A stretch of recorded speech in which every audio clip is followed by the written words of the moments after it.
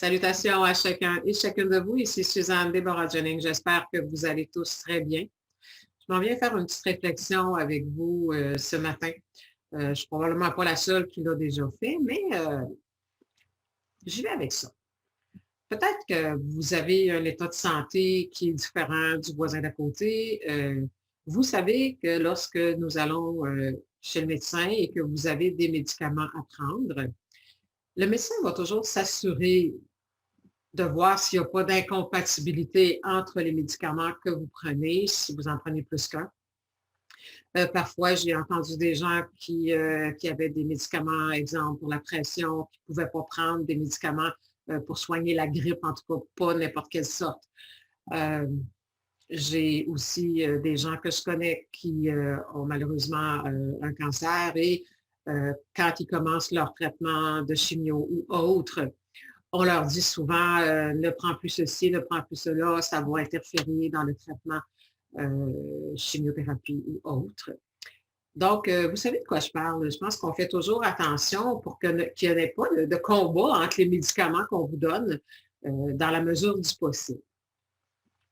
Alors, voici ma réflexion. Si vous ne m'avez pas déjà vu venir, quelles sont les raisons que les gouvernements mondiaux sont prêts à injecter un produit de compagnies différentes, mais de noms différentes, mais avec les mêmes contenus, ce qu'on appelle une thérapie génique, à des milliards de personnes sans tenir compte du tout de leur état de santé actuel.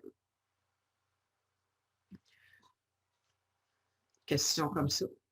Comment ça se fait que tout à coup, ce n'est pas important de vérifier qui peut recevoir ou pas, à quel point c'est dangereux. Bon, en ce qui me concerne, c'est dangereux pour tout le monde, mais une preuve de plus que notre santé ne tient aucunement à cœur des dirigeants.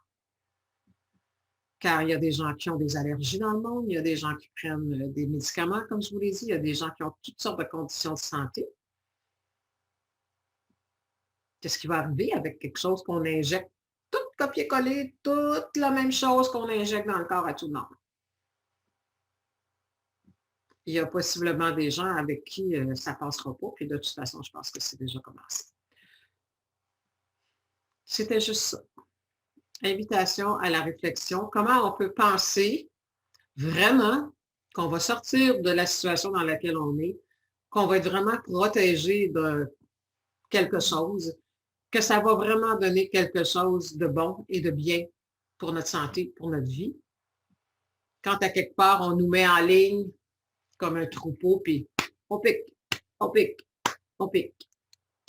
Indépendamment de qui vous êtes, de votre état de santé, de votre vision des choses, de votre acceptation ou pas.